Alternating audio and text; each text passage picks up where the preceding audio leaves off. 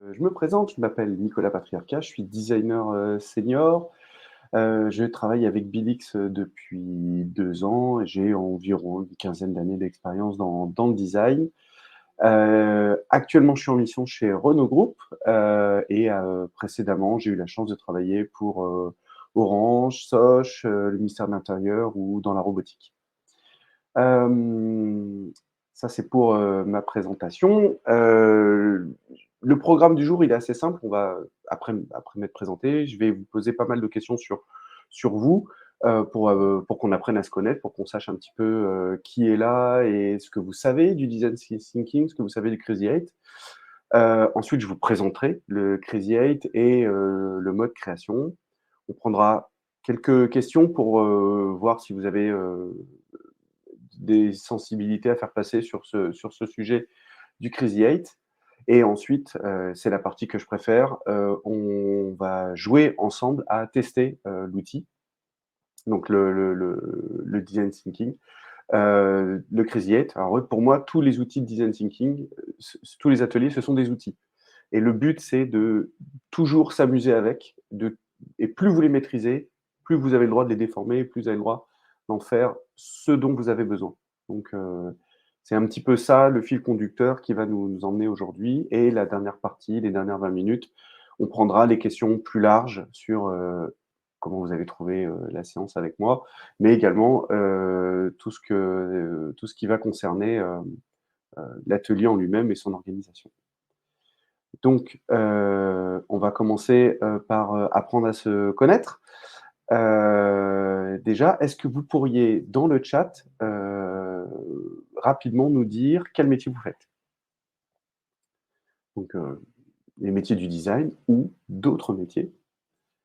Heu, Ça va nous aider.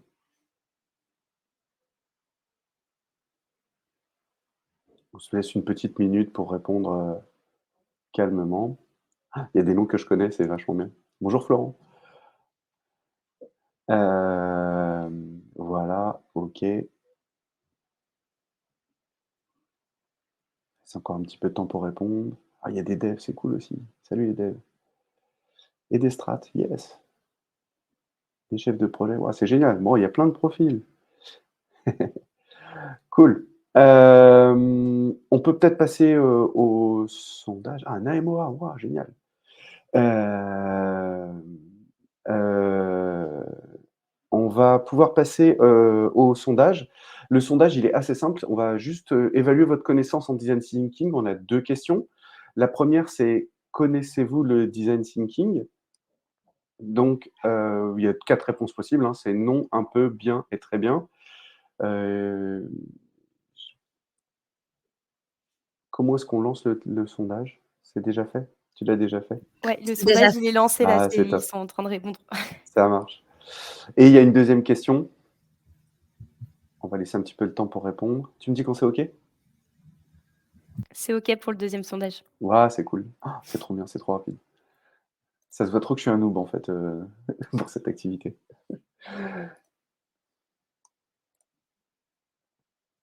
Et donc la deuxième question, je ne l'ai pas dit d'ailleurs, c'est, avez-vous déjà animé ou participé à un atelier design thinking? Donc jamais, juste de l'animation, juste de la participation ou les 2.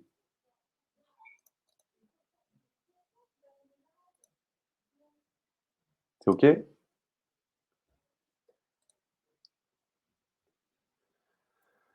Est-ce que tu vois les réponses, Nicolas? Pas du Enfin, tout. je t'ai alors du coup, sur la question: «Connaissez-vous le design Ah ça y est, je vois thinking?» le sondage. Yes, ça y est. C'est bon, tu vois? Ouais, ça y est, c'est bon. Parce que du coup, la majorité, c'est un peu, suivi de non, bien et très bien. Et après, sur la partie: «Avez-vous déjà animé ou participé à un atelier design thinking?» la majorité, c'est jamais. Eh bah, c'est bien, on va développer plein de choses. J'avais pas prévu de parler du design thinking, mais on va prendre en compte cette information pour en parler un petit peu. Donc, qu'est-ce que le design thinking? Le design thinking, c'est une, méthodologie, collective de travail, hem, qui s'articule autour, de différents ateliers. Donc vous allez en découvrir un aujourd'hui, mais il en existe plein d'autres. Et la plupart du temps, l'objectif, c'est de résoudre un problème. il existe plein de méthodologies de design thinking. La plus courante aujourd'hui, c'est celle qu'on appelle le double diamant. Donc, le nom est un peu barbare, mais il faut juste imaginer qu'on on participe d'abord à étudier un sujet, puis et donc c'est une phase où on ouvre les chakras, et puis ensuite et après cette phase d'étude du sujet, on va refermer l'information pour concentrer sur des réponses. Et on va répéter cette séquence de ouverture-fermeture 2 fois pour pouvoir d'un côté, donc comprendre, rechercher, définir, prototyper, tester, et on recommencera cette boucle d'itération autant de fois que nécessaire. Voilà à peu près ma définition du design thinking pour vous l'introduire. Et donc, parmi ces outils soit d'imagination, soit de création, il en existe un qui a cette double capacité, c'est le Crazy Eight. Oui, Jean-Louis, pour l'itération, en tout cas, oui, il y a un rapport avec l'esprit d'agilité. Pour la partie itération, mais pas forcément pour la dérouler, puisque là, on va pas s'intéresser à la partie comment on fait, mais plutôt pourquoi on le fait. Heu, voilà le Crazy Eight. Donc le Crazy Eight, comme je disais, il a 2 petites parties, et déjà, on va pouvoir s'intéresser à son nom. Le Crazy Eight, donc Crazy, c'est pour la tension qu'on va créer au sein de l'atelier, et Eight, c'est pour la durée des petites activités qui composent l'atelier. Donc concrètement, le Crazy Eight, c'est quoi? C'est un atelier design thinking qui applique des actions individuelles avec cet effet d'ouverture et de fermeture que j'expliquais précédemment.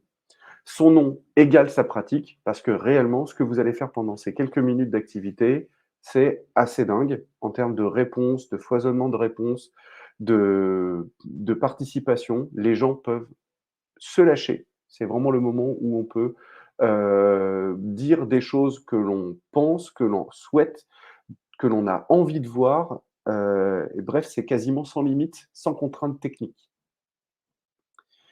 Et moi, je l'aime beaucoup parce qu'il a ces 3 facultés de mélanger l'idéation et le prototyping. Donc on peut vraiment imaginer beaucoup de choses. C'est très ludique, et c'est très facile à mettre en place. Et pourquoi c'est facile à mettre en place? Parce qu'en fait, il faut juste une feuille. Vous prenez une feuille, vous la pliez 3 fois, donc chaque fois dans le sens de la longueur, 1 fois, 2 fois, 3 fois. Quand vous redépliez votre feuille, vous avez vos 4 cases. Avec ces 4 cases, vous allez pouvoir répondre vous avez 8 cases, et avec ces 8 cases, vous allez pouvoir répondre à 8 questions préparées à l'avance, et vous allez répondre dans chacune des cases, et en fait, vous allez pouvoir donc soit augmenter ou aller plus loin pour rechercher une question, ou bien créer un séquençage d'informations qui va pouvoir vous permettre de créer un parcours utilisateur. Et puis, une fois qu'on a fait tout ça, et comme on était en groupe et que chacun a répondu individuellement, eh bien, on va avoir une phase où on va regrouper ces questions. Donc, encore une fois, hein, ouverture pour la divergence et fermeture pour la convergence. Donc, on va pouvoir voter pour les propositions qui nous intéressent le plus, voire même on va pouvoir fusionner les éléments de différentes réponses pour créer la meilleure offre, la meilleure réponse possible, le meilleur écran possible, le meilleur service possible. En termes de méthodologie, là aussi, comme je le disais, il y a des petites choses qui sont assez évidentes lorsqu'on connaît le design thinking, mais qui sont aussi relativement évidentes lorsqu'on veut tout simplement faire travailler des gens ensemble. Heu, pour pouvoir répondre à une question, il faut connaître la question, et donc il faut absolument expliquer la question aux personnes. Plus vous expliquez la question aux personnes qui sont censées participer à l'atelier, plus ils répondent avec précision, plus ils peuvent faire travailler leur imagination. Nombre de participants, minimum 5. En dessous, c'est moins intéressant, il y a moins de capacité à créer des réponses en termes de quantité. Tout seul, ça s'anime très bien, et vous le verrez aujourd'hui. Au-delà de 10 personnes, il vaut mieux être 2. Parce que c'est toujours bien d'avoir des gens qui viennent chercher des informations sur ce qui est dit à l'oral et qu'on ne retrouvera pas forcément sur les papiers. L'objectif, j'ai répété plusieurs fois, mais je le réécris et je vous le redis, c'est de faire émerger une ou des solutions à une question qui vous est donnée. Et la durée, c'est 20 minutes environ. Ça peut être plus long si vous décidez d'y consacrer plus de temps. Mais 20 minutes, pourquoi? 4 minutes de préparation, 8 minutes pour répondre aux 8 questions en 1 minute. Et puis finalement une convergence qui dure environ 8 minutes, 8 et 8 ça fait 16, plus 4, 20. Voilà, on est dans les clous d'une activité ludique, pratique et facile. Il y a des petites étapes qui sont le déroulement naturel de cette méthodologie et de cette organisation. On présente l'activité, on explique ce qu'il faut faire, chacun à son tour répond aux questions. Collectivement, on présente les idées qu'on a faites et collectivement, on crée une réponse unifiée. Le petit tips pour l'étape 5, c'est de jamais garder, de toujours conserver les originaux. Donc, surtout si vous faites cette activité à distance, parce que ça marche bien à distance, ça marche bien en physique, donc c'est vraiment une activité qu'on peut, qu'on peut utiliser sur tout type de support. L'idée, c'est toujours de garder les originaux. Donc, s'il y a besoin, n'hésitez pas à réécrire les idées pour pouvoir créer la fusion par la suite. Et garder à l'idée que c'est un outil qui peut créer plus qu'une solution. Voilà, surtout que plus le nombre de personnes interviennent, plus on peut avoir une quantité de réponses, donc plus il est possible de générer des réponses. Là, il y a un exemple, mais je ne vais pas y venir tout de suite. Je vais d'abord vous inviter à vous expliquer pourquoi on a parlé au début de Crazy Head Création. Ça, c'est la partie importante, c'est parce que, je le disais, c'est un outil qui est mixte. Il permet de se concentrer soit sur la résolution d'une seule tâche, soit sur la résolution de quelque chose qui va se dérouler dans le temps, sur un parcours utilisateur. Alors, les noms invention-création ne sont pas de moi, ils ont été posés il y a bien longtemps. La partie invention, c'est celle qui s'intéresse à la création de l'itération sur le travail d'un écran. On ne fait pas aujourd'hui. Ce n'est pas le sujet du jour. Là, on va s'intéresser à la partie création, donc qui est réellement le fait d'organiser un parcours et donc de prendre, à partir des successions des 8 étapes que vous avez identifiées, de réunir ces 8 étapes et d'enrichir les 8 étapes, les 8 questions, pour créer une frise chronologique. Donc là, c'est là qu'on va pouvoir faire intervenir l'exemple. Donc là, vous avez l'exemple d'une activité faite à distance avec Miro. Donc là, il y avait 5 participants. Je vous en ai mis 4, mais il y avait 5 participants. Et on voit sur la partie haute que chacun a répondu aux 8 questions sur des petites feuilles. Puis ensuite, on avait un petit endroit pour déposer les fichiers. Moi, je les récupérais. Ensuite, on a fait la construction ensemble de la frise. Et ce qui est intéressant, et ce que je vous disais qui est le plus intéressant pour moi sur cette partie-là, c'est qu'on a 8 étapes, on a 8 questions, mais on peut créer quelque chose de beaucoup plus dense en termes de réponses parce que, en fonction de la nature des personnes, de leurs croyances, de ce qu'elles savent, de ce qu'elles veulent porter comme au travers de leur imagination, elles vont parfois s'attacher à des détails qui font qu'on va pouvoir obtenir des informations plus précises sur des séquences. Là, par exemple, on voit que la personne qui a répondu avec en écrivant en jaune, parmi les 8 questions, elle s'est intéressée finalement à détailler un sujet. Et donc, elle a pu enrichir toute une partie préparation de commande. La personne qui a répondu avec du stabilo rose, avec l'écriture bleue, elle s'est intéressée plutôt à la fin. Voilà. Pourtant, elles avaient les mêmes questions de départ. Et ça, c'est ce qui est intéressant avec le Crazy Head, c'est qu'on peut poser des questions ouvertes et obtenir des choses du coup qui vont se compléter les unes les autres. Il peut y avoir des choses qui vont arriver en opposition. Mais le plus souvent, ça va être des choses qui vont devenir complémentaires et c'est ce qui fait que vous allez obtenir quelque chose qui va s'étaler dans le temps, qui va créer une frise avec un point A, un point B et vous allez pouvoir ensuite construire des questions, construire des réponses, construire des dépendances sur la base de cette frise. Du coup, il y a des petits tips pour l'étape 5 pour celle-ci. C'est que vous allez créer une version unifiée sous forme de frise. Il faut prévoir de l'espace parce que créer une frise, ça prend de la place. Et il est toujours possible de créer d'autres frises avec d'autres solutions, soit en intégrant d'autres idées, soit en faisant des variations de la première. Voilà. Et gardez à l'esprit que cette partie-là de l'atelier, avec des questions ouvertes, il est magistralement efficace. Voilà pour la présentation.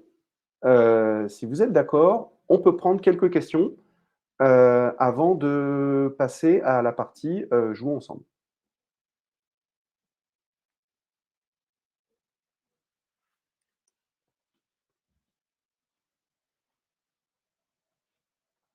Vous pouvez poser les questions dans le chat.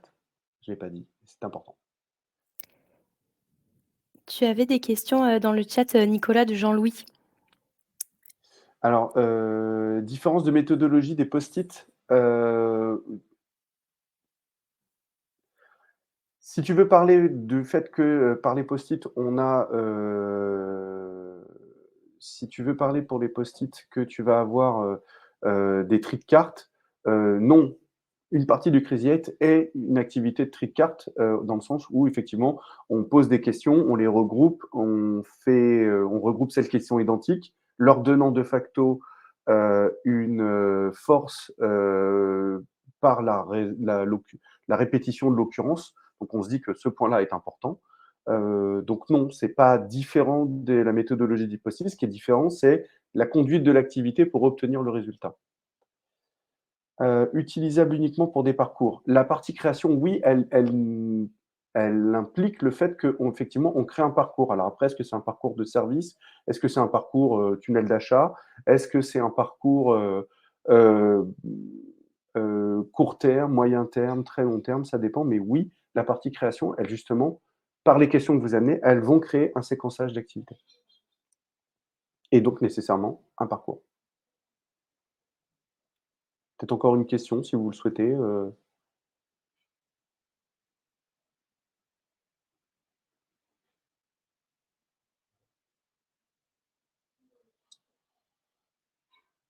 L'atelier a pour but de répondre à une problématique type créer une page d'accueil si on génère un parcours, alors comment faire pour les 8 propositions? Ça, c'est l'autre partie du Crazy 8, je vais zoomer dessus. C'est la partie invention, donc c'est celle où on va s'intéresser qu'à un seul sujet, une seule partie de l'information, et on va pouvoir utiliser exactement la même méthodologie, mais ça va être centré uniquement sur un seul élément, une seule constituante, pas nécessairement un écran, hein, ça peut être une activité. En tout cas, c'est bien cette partie-là de l'activité, puisqu'il n'y aura pas cette création du fil conducteur que nous permet l'autre méthode d'utilisation.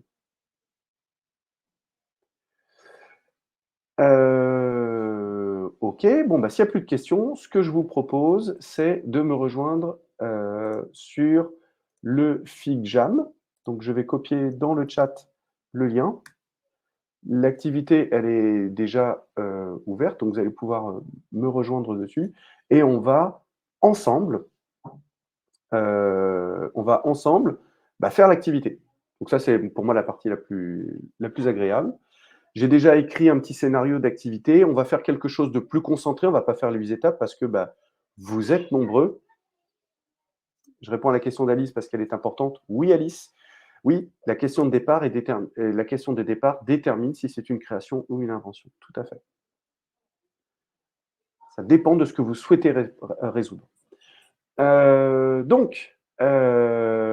vais vous inviter à tous me suivre. Hop, donc vous allez voir une petite fenêtre qui va s'afficher en haut de l'écran avec marqué Spotlight Me. Je vous invite à cliquer dessus. Et comme ça, en plus du partage d'écran, vous allez pouvoir voir l'activité. Donc, on va imaginer qu'il y a une famille de 4 personnes, 2 parents, un ado, un enfant, qui souhaitent partir à Barcelone et pour un voyage du 25 au 30 mai, ça fait 5 jours. La question, c'est trajet, activité, hébergement, etc. Il faut imaginer les 6 étapes du voyage que les parents vont organiser. Pour chaque étape, il faut essayer d'estimer le temps qu'on va passer sur l'étape. C'est important puisqu'il n'y a que 5 jours. Donc, par exemple, si vous décidez de visiter le parc Güell, est-ce que vous y consacrez 2 jours, 1 jour, moins, plus? Ça peut avoir une conséquence sur le déroulé du reste du séjour. Vous allez avoir 2 contraintes. L'adolescent veut faire un voyage éco-responsable et l'enfant veut aller à la plage. Voilà. Donc, on va faire un petit temps 1 et je vais mettre un petit chronomètre sur mon téléphone où j'utiliserai directement celui de FigJam aussi. C'est tout assez intéressant. Quelle heure est-il? 36, on est dans les temps. Donc, je vais utiliser FigJam pour programmer une petite activité. Et donc, je vais vous inviter à dupliquer des post-it et à répondre dans les espaces qui sont sur le côté. Donc, question 1, question 2, je vois qu'il y a déjà des gens qui sont lancés. Question 1, question 2, question 3, question 4. Donc, j'aurais pu nommer ça aussi étape 1, étape 2, étape 3. Là, vous notez que c'est complètement ouvert puisqu'il n'y a aucune indication. On aurait pu avoir des questions, mais j'ai choisi de ne pas le faire. Temps 2, comme nous sommes nombreux, je vais faire un petit bout de synthèse tout seul et on essaiera de discuter au travers du chat, de prendre quelques informations pour voir ce qu'on aurait pu améliorer sur cette partie-là. Et puis, bah, on fera donc la synthèse de l'élément, des éléments tous ensemble. Euh, Comme pour tout atelier design thinking, et puisqu'il y a beaucoup de personnes qui ont répondu qui ne connaissaient pas bien cette méthodologie, euh, il y a des règles de vie, on se respecte, on laisse le temps de parole, on fait intervenir la politesse, et surtout quand on est en remote, voire même en physique, on ne change pas les post-it des copains. Ça, c'est pas cool, c'est quelque chose qu'on ne souhaite pas, et aucune limite technique pour cet exercice. Allez, je lance le chronomètre. S'il y a des questions en même temps que vous écrivez, j'y répondrai pour ne pas vous laisser sur un temps mort. Allez, 6 minutes.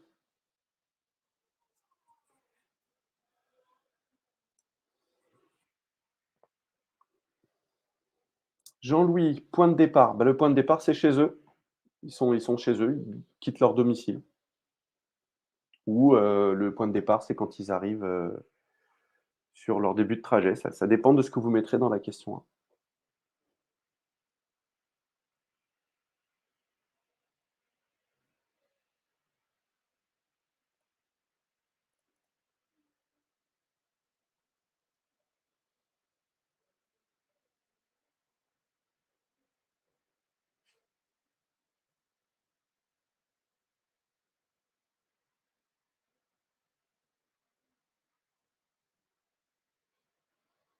Alors, c'est un post-it, une activité. Donc, Rania, normalement, si ça, c'est une deuxième activité du jour 1, ça va dans le 2, puisque tu as déjà donné le trajet.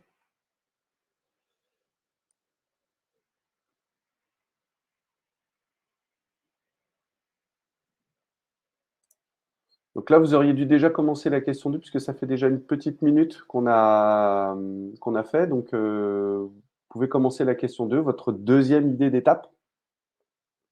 OK, ils sont partis en train. Ils sont allés à la Ramblas le matin. OK.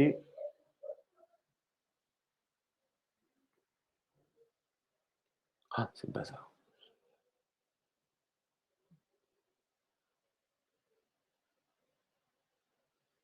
OK. Donc là, on va passer à la question numéro 3. Donc, vous pouvez déjà remplir la question numéro 3.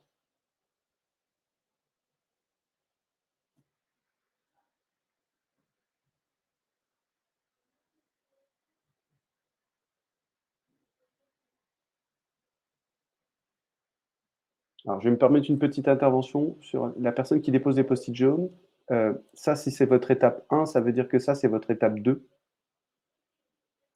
Et que donc ça, c'est une étape 3 et que ça, c'est une étape 4. Vous avez presque fini le parcours. C'est très bien. C'est une activité par personne par jour, enfin par étape.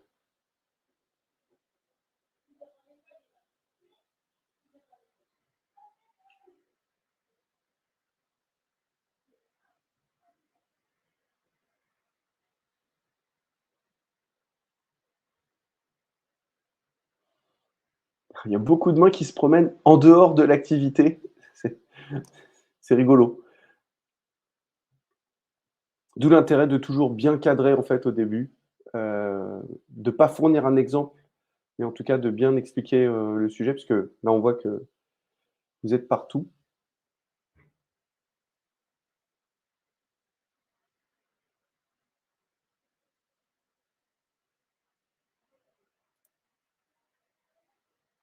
Dans la logique, si les consignes avaient été correctement passées, là on peut supposer qu'il y a eu un loupé, je devrais avoir 26 post-it, puisqu'il y a 27 personnes qui sont connectées sur le Figma, dont moi. Il devrait y avoir 26 post-it par question. Ce n'est pas le cas.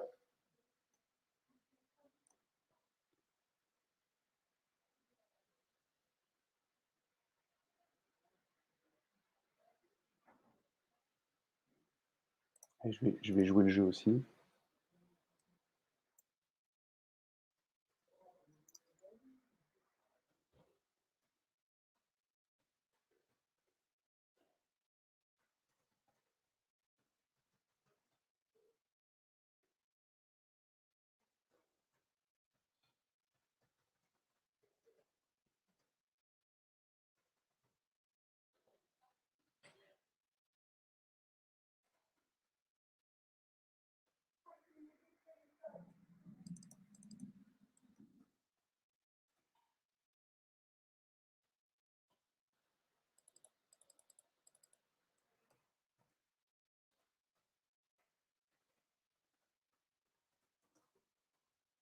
Il nous reste 1 minute. Ah, ça se remplit, c'est cool.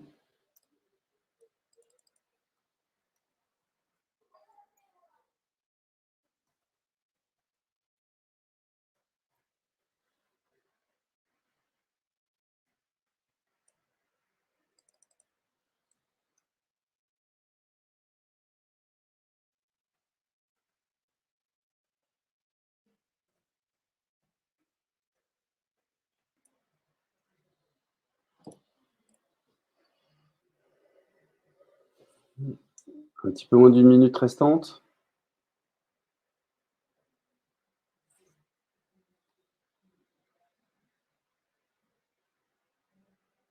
Bon, bah, c'est pas mal. On va commencer à faire, un peu de fusion. Allez, train maison, lieu de villégiature, départ en train, arrivée gare de Barcelone, prise de l'hébergement. Bah, on va dire que c'est une bonne idée. Visite d'un monument historique, pas mal. Ça se complète avec, le avec quoi? Aller au Ramblas, voilà, ça c'est pas mal. Faire le voyage, bah, effectivement, il y a une durée, il y a une nécessité de faire le voyage. Lister les activités à faire, waouh, c'est hyper préparatif ça, c'est vachement bien.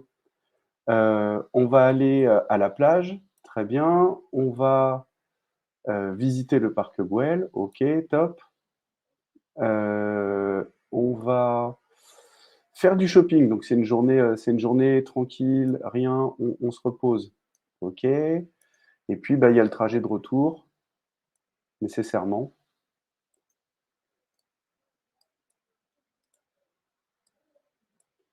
Nécessairement, on peut rajouter encore une chose, visite du musée. Ah là, il y a des choses qui découpent les jours, donc ça, c'est intéressant de découper les jours. Voilà. Donc là, vous avez une première version de proposition. Je vais dupliquer celle que j'avais écrite juste pour vous montrer que, voilà, c'est possible de générer d'autres propositions. Et donc là, qu'est-ce qu'on voit? On voit que beaucoup de personnes ont écrit des idées, sur le fait de réserver du train et que oui, effectivement, le train, c'est un jour. Location de vélo, ah, on va la garder celle-là, elle est sympa. Voilà, tac, voilà, ça, c'est aussi ça fait partie de l'organisation. Et donc naturellement, c'est assez facile de se dire: «OK, en fait, il va se passer quelque chose comme ça dans le temps pour pouvoir organiser les choses» et donc structurer le voyage, et dire tout ce qu'on veut faire et bah, que ça, c'est peut-être, le même jour, mais que le lendemain, on fera ça et que sur le même jour, le lendemain, on fera ça. Qu'il y aura peut-être un jour de repos, qu'il y aura une visite de musée et que donc, bah, de matin, après-midi, voilà. Vous voyez, c'est possible en fait de assez facilement vamos a la playa, il est où la playa? Voilà, tac, voilà et là, c'est assez facile, voilà. On a quoi? 1, 2, 3, 4, 5 jours. Voilà, on a 5 jours d'activité avec 2 jours qui sont consacrés au transport mais on a bien 3 jours d'activité qui sont identifiés, un paquet vert là, un paquet jaune ici, un paquet jaune là. Donc on a réussi l'exercice. Voilà. Donc c'est pas mal et puis, bah, vous pouvez avoir des choses beaucoup plus simples, qui font que vos 5 jours, ils sont remplis et c'est cool aussi. Voilà. Donc pour répondre à la question de tout à l'heure, y a-t-il un point de départ et est-ce que la question de départ détermine si c'est une création ou une invention? Bah, je pense que vous avez une réponse ici de oui, c'est nécessairement un parcours dans ce type de travail et ce qui est intéressant, c'est la variation des parcours que vous allez créer et surtout le fait que et la deuxième partie, c'est le fait que comme personne ne va répondre exactement la même chose, en s'attachant pour la même question à un détail lié à la question, eh bien, vous allez pouvoir vous rendre compte, agréger sur votre parcours des choses, des choses qui vont vous permettre d'obtenir une vision bien plus profonde, bien plus détaillée que les simplement 8 questions de départ. Voilà. Voilà pour la présentation de cet atelier. Merci d'avoir participé et joué. Je pense que je vais m'inspirer de vos idées pour faire moi-même un voyage à Barcelone. Si vous avez, des questions, c'est le moment des questions. Je passe la main à 2 acolytes, pour, la partie rôti et Q&A. Mais voilà, c'est la partie où je vous écoute.